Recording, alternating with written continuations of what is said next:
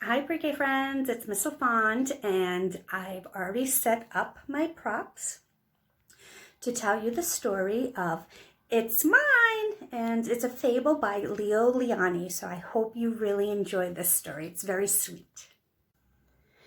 It's Mine, a fable by Leo Lionni. In the middle of Rainbow Pond, there was a small island. Smooth pebbles lined its beaches, and it was covered with ferns and leafy weeds.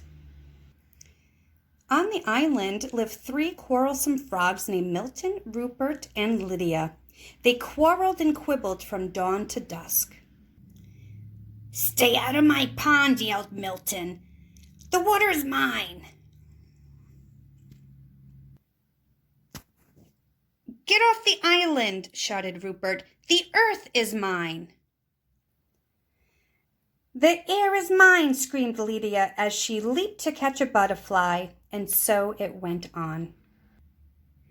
One day a large toad appeared before them. "I live on the other side of the island," he said, "but I can hear you shouting, 'It's mine, it's mine, it's mine,' all day long. There is no peace because of your endless bickering. You can't go on like this." With that, the toad slowly turned around and hopped away through the weeds.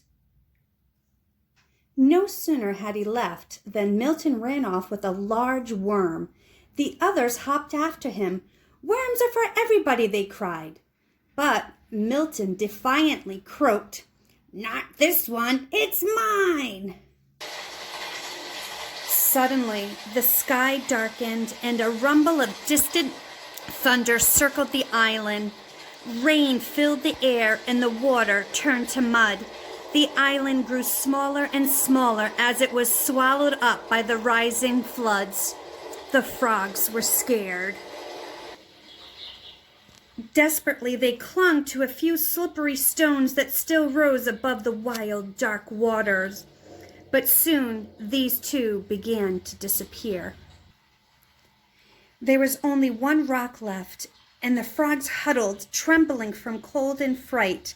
But soon they felt better because they were together, sharing the same fears and hopes. Little by little, the flood subsided. The rain fell gently and then stopped altogether. But look! The large rock that had saved them was no rock at all. "You saved us!" shouted the frogs when they recognized the toad. The next morning, the water had cleared. Sun rays chased silver minnows on the sandy bottom of the pond. Joyfully, the frogs jumped in, and side by side, they swam all around the island.